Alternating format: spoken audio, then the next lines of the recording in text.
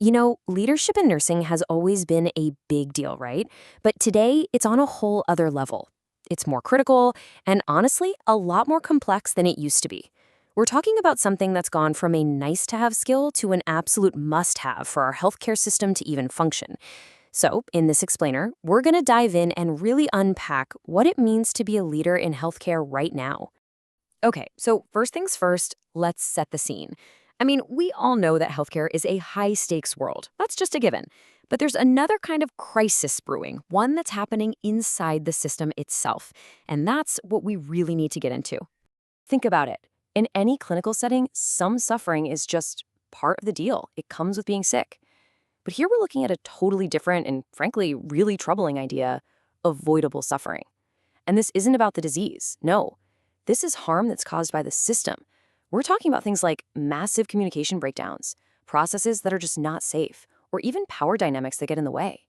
This is the kind of suffering that honestly should never, ever happen. So that brings us to the million-dollar question, doesn't it?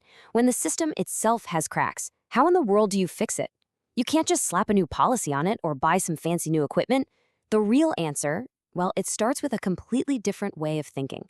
It all starts with leadership. So what even is a leader? It is so important to understand that a leader is way more than just a manager. Let's really break this down because this distinction is absolutely crucial. See, management is all about the present. It's about organizing the daily tasks, handling schedules, making sure the work gets done right now, and that's vital stuff. But leadership, that's about the future. It's about painting this clear, compelling picture of where we're all headed and inspiring people to want to build that future together. They're two very different roles, and both are incredibly important. And here's a really key point.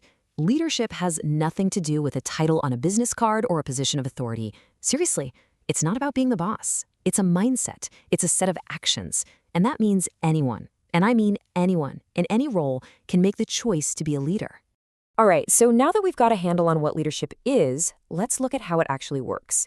Leaders have a few different tools in their toolbox, and they usually fall into one of three main approaches, or styles. Now, this right here is a fantastic way to visualize what modern nurse leadership is all about. It's not just about telling a team what to do. Nope. It's like a 360-degree thing. You have to start by leading yourself. Then you lead others. You also have to lead within the wider organization, and maybe most importantly, you have to be the one leading the charge for change. So what are these different styles?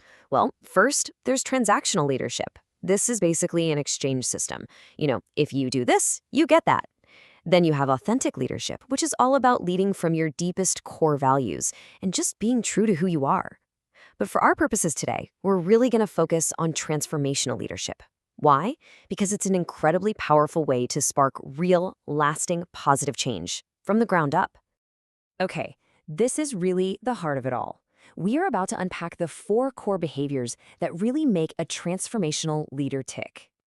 These 4 I's are your practical toolkit. These aren't just some abstract theories from a textbook. They are real, concrete actions that you can start putting into practice today. The first I is idealized influence. It's pretty simple, really. It's about being the kind of person that other people actually want to follow. You don't just tell people what to do. You get in the trenches and do it yourself.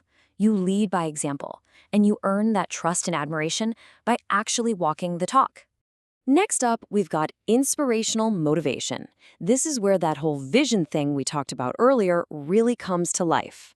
A transformational leader can paint a picture of a better future that is so clear, so compelling that the entire team gets fired up to make it happen.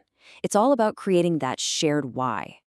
The third I is intellectual stimulation, and I love this one. These leaders, they don't just hand out the answers. They ask fantastic questions. They challenge the way things have always been done. They encourage their teams to get creative, and they make it safe to take smart risks. This is where real innovation is born.